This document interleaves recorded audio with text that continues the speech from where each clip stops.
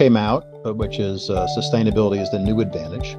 And the idea was to help people get started, which to me was the real challenge at the time. How do I think about this? How do I think about accountability? How do I think about getting my organization moving in a certain direction? And it really was that. It's how do I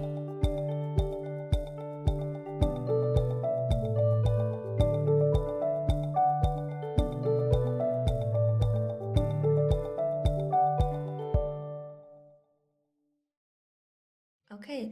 Hi, everyone. Welcome to the Actionable ESG Talk Series brought to you by AKFI Actionable Knowledge Foundational Institute, the world's first nonprofit industry association committed to bridging the gap between ESG, sustainability, and digital transformation. My name is Isabella. I am the co-host here with Manuel, another co-host, and also the executive director at the AKFI. Today we have our special guest, Peter, joining us today. Welcome, Peter. Well, thank you for having me. Thank you for taking the time. Thanks to this talk series, we get to connect with great minds like Peter and many others to discuss the current state and the future state of ESG sustainability and digital transformation. Peter serves as the managing director for Sustain Learning LLC, a firm dedicated to developing more sustainable organizations. His focus is on sustainable strategy, business transformation, and talent development. And previously, Peter has served as the Vice President of Organizational Development for Fidelity Investments and many others. Thank you again, Peter, for taking the time, sharing your decades of experience and how to shape the sustainable future, and to open up our conversation. What emerging trends do you see in science-based sustainability? Do you find them promising, and how do you see them shaping the future in terms of practices and policies? Anything you want to share with us? Okay. Well, there's a lot going on. I mean, some way to understand the current trends, you have to go back a little ways. I still find it amazing that we've really only had a global definition for sustainability since 2015. And even before that, we only had the basic kind of goals of the Millennium Development Goals since 2000. So it's only 24 years. In terms of how people are really beginning to think about sustainability as an obligation for businesses. And so as that, we haven't really had that connection necessarily between sustainability and innovation that we have in the last 8 or 9 years. So that's really been one of the remarkable changes. So although there have been companies doing wind energy for a long period of time, they really haven't gotten the additional investor interest much more than a decade ago. So big companies like Vestas Wind Industry really took off in the last 5 years. And so you have areas at the moment in solar where that industry has been going great, but that had a lot more to do with the fact that we passed a threshold in terms of efficiency. We've had solar panels going back 40, 50 years, but in the very beginning, it was only 2 or 3% efficient. So today, when you see something like perovskite, which is the newest sort of thing, and layered cells, which can operate in different kinds of sunlight conditions, that promises a leap. So instead of having something available in the marketplace that might be 20, 22% efficient, these promise the idea of being 28 to 30% efficient. That's a big, big change in the marketplace. The construction of them is also different. So, but again, you have people at the moment like Microsoft trying to open up a 3 Mile Island, a nuclear plant. And again, that's a direct response to the fact that companies like Microsoft, despite being a very, very good company in terms of sustainability, has seen their emissions jump 30% this year because data centers associated with the big trend of artificial intelligence are energy hogs. So all of a sudden now everyone is scrambling to do that. So again, you have, that's not exactly a new technology, but it is a new innovation relative to data centers and things like that. You also have the emergence of old technologies like heat pumps and geothermal energy, which are really becoming very, very attractive around the world. So that's big. Things like digital sensors and drones are beginning to transform agriculture in interesting ways. NVIDIA's new Blackwell chips, which everybody seems to want. They're incredibly expensive. But one of the selling points is that they greatly reduce energy consumption. And again, this is part of when you have companies like Microsoft and Google and Apple spending tens of billions of dollars to buy these sort of things. That's important because the corollary to that is artificial intelligence. And one of the things that artificial intelligence is doing is it's making remarkable progress in global modeling. Now, most people don't deal with global modeling because it's just beyond most people's comprehension. But the basic idea, we've had this since 1970s, is you take a sphere and you divide it up into all these little boxes. And within those boxes, you apply these ideas of thermodynamics and fluid dynamics and all these things we actually understand pretty well. But what artificial intelligence allows us to do is all of a sudden, those boxes within which we can do predictive analysis are getting smaller and smaller and smaller and smaller. And instead of having just one sphere, we're now doing spheres in the upper atmosphere, the mid-atmosphere, ground level, at different levels of the ocean. So we could see by 2030 being able to do local climate predictive analysis. And again, that will directly drive changes in the insurance business and the mortgage business and the banking businesses. So you're going to see all these other sort of things. And without going on too much about this, you could literally have an hour on innovations, but we're seeing a huge change in battery technology. All right, so one of the big things that Tesla has recently announced is a partnership with Cattle, but it's the introduction of graphene aluminum ion batteries, which promise higher energy density and things like that. Now, that is going to have an enormous effect on competitive differentiation because the cost of building a battery factory is $5 billion, $10 billion. Now, if you've already just invested in a lithium ion battery factory and someone comes along and tells you that, oh, wait a minute, graphene aluminum ions will give you better energy density and your cars will now be able to go 500 miles. You have to ask, well, I'm sorry, what about that $10 billion I already committed to building yesterday's technology? So all of these things are having different sort of implications, and we haven't even touched on probes, robotics, all sorts of other things, battery swap technologies. Here in Asia, one of the big things is battery swap technologies for motorbikes. There are hundreds of millions of motorbikes all over Southeast Asia. So introducing a technology which allows you, even if you can only drive 30 kilometers on a charge, but if I can pull up in front of a 7-Eleven and swap out my battery for a new one, well, that'll make a big change in places like Vietnam or Cambodia or Bangkok and things like that. So there's enormous amounts of technology. But my focus is really about the organizational behavior and the competitive differentiation. How do you make choices? And that has not changed for the last 40 or 50 years I've been in business. You could have taken the same idea 30 years ago with the senior executives worried about an ERP system. The question is still for a senior executive who never went to school on ERP systems and they didn't talk about computers, in the 1950s and 60s. Yet they still have to make this $100 million or $500 million decision. The same thing is today. Senior executives did not go to school on ethical supply chains and sustainable innovation and climate change, but they still have to make choices about transforming their organization and making massive bets on capital allocation that may cause their company to succeed or cause it to fail. These are really big choices that are affecting people. Peter, you weaving a very compelling story. I'm trying to unweave it a little bit, pull a few threads.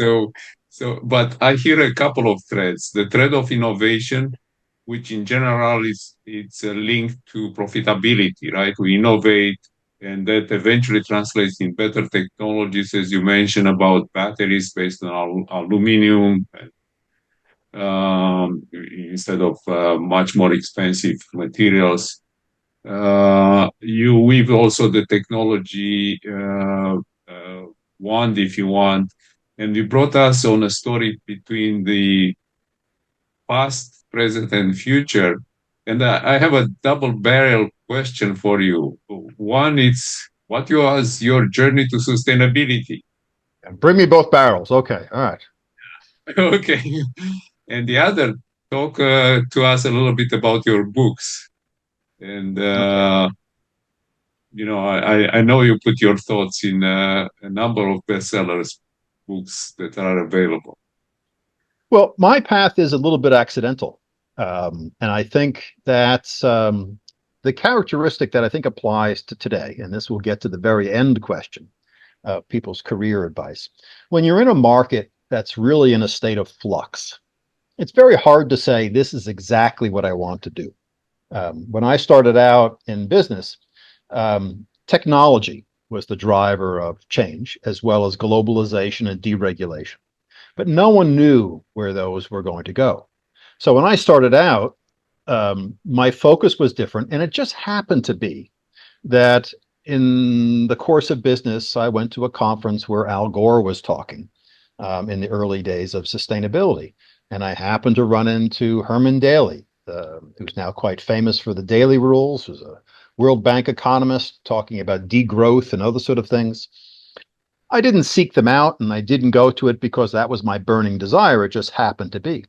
And because I was career oriented at the time, when people said, listen, there's this environmental conference going on and we need to send somebody, and nobody really wanted to go. But I said, where is it? Oh, it's down in Mexico. Oh, I'll go. I'll raise my hand.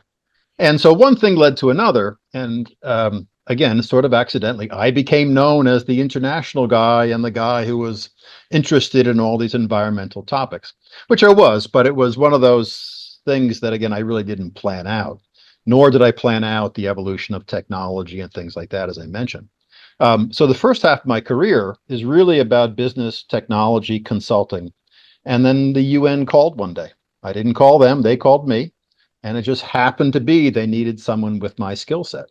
And when I arrived there, what they really wanted was someone to work on technology innovation across the enterprise. But I happened to join just as we were creating the Millennium Development Goals and just as we were creating the UN Global Compact and all these things. And when no one could figure out how to manage knowledge, I raised my hand and said, oh, yeah, I've done that before. So all of a sudden now I'm in charge of knowledge management for poverty and gender equity and democratic governance and post-crisis recovery and sustainable energy in the environment. And to be honest, I didn't really know about a lot of these things. And in some ways, that was an advantage because I could ask the question, if I'm going to train a person to be an HIV/AIDS specialist in sub-Saharan Africa, well, what do you need to know? I have no clue. So it led me down a path of I've got to figure out what do we need, because that's really what we want. We need actionable things for individuals. And then along the way, we had major earthquakes in Iran, and we had the Banda Aceh tsunami in different parts of the world. And again, that led to a lot of other learning on my part. But again, I didn't really plan it, but Harvard called. Another recruiter called me and said, would you like to go be managing director at Harvard Business Publishing? And this was right around the crisis of 2007, but it also coincided with a lot of major international events. It coincided with people like C.K. Prahalad writing on this topic of poverty and things like that. And business strategists like Michael Porter wrote in the pages of our magazine, the Harvard Business Review, about shared value creation. So a lot of these things, again, followed. And because that's my area of interest, I tended to gravitate towards that.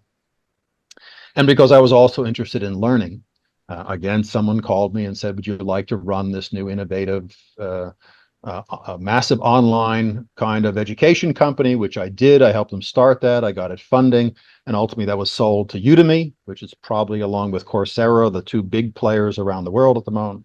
But again, I was always being called to work on companies around these environmental issues. And then we had 2015, and we had this brilliant update of the Sustainable Development Goals. But since there's 17 of them and 169 submeasures, most people in business said, I don't see profitability anywhere on this list, or revenue.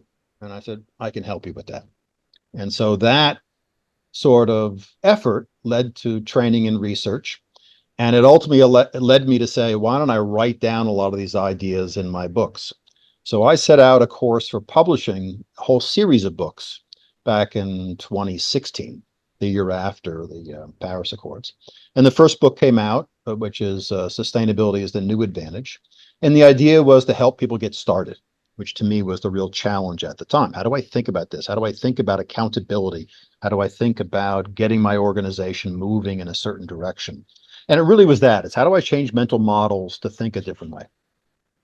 A few years later, and again, a lot of it was feedback from clients around the world, I decided to write a book about, well, if you've already gotten started, how do you accelerate your action? And that's really the second book about pathways to action, is that there are certain ways you can move faster. And since I'm doing this because I think sustainability and climate change in particular is the issue of our times, and it is an existential threat to the human race, I'm very committed to having an impact. So those two books said, all right, I can help a lot of people get started, and I can help people who have gotten started get going. And now the third book is a little bit different. The third book is really about most of the world, right? If we're going to reach our goals for 2030, the people who can reach those goals are in leadership positions today, right? This is not college students who are going to make that thing happen. College students will make things happen by 2050. They've got the next wave of change going because it's going to take them a while of career movements to ascend to positions of leadership where they're the ones making decisions about innovation and capital allocation and market decisions. So if you're going to do it today, that means for the most part, you're either a startup or you're a legacy business. And legacy businesses are where the action is because they've got a real challenge with innovation. They've got an existing business. So that's about how do I make that business more sustainable? And separately, sooner or later, they've got to become a sustainable business, which is different. That's from a design process, a different sort of thing. So all of this is about how do I find competitive advantage? And then how do I innovate based on where I start from? Because you always have to start where the company is. So if you're Ford Motor Company, you're starting from the point of selling several million gasoline cars per year. If you're a little startup company, you're different. So in my upcoming trip to the United States, I'm working with some chemical companies. I'm working with some universities. I'm over in Romania. I'm talking to government officials. Everybody has to participate. But the innovation challenge and the challenge of competitive differentiation is different for every one of those organizations. So you've got to break it down and say, here's how you do it. And everybody then says, I can go to work tomorrow and do something and take some action. And that's what I want to make happen. And I'd like to guide a little bit the conversation toward the new legislation, relatively new legislation, but it's coming in effect next year, and data has to be collected already this year. I'm sure you're familiar and you know what I'm going to ask. It's about the CSRD, the framework regulations in Europe, which are moving the yardstick quite substantially. And part of that movement is also the supply chain and the fact that large companies in Europe or with European operations will have to report not only on their own sustainability goals and achievements, but also on the suppliers, at least on the tier 1 and tier 2 suppliers connected downstream. So how do you see this acceleration? I think it's acceleration, but I'll defer to you. The question is it the movement to sustainability being accelerated by these legislations, also California, also some attempts in the US at the federal level, and of course other countries. You are close to Singapore, for instance, that is fairly much leading into that. So question really about the role of sustainability in the supply chain, and particularly how to make sustainability not only a reporting item, but also a strategy item in the discussion.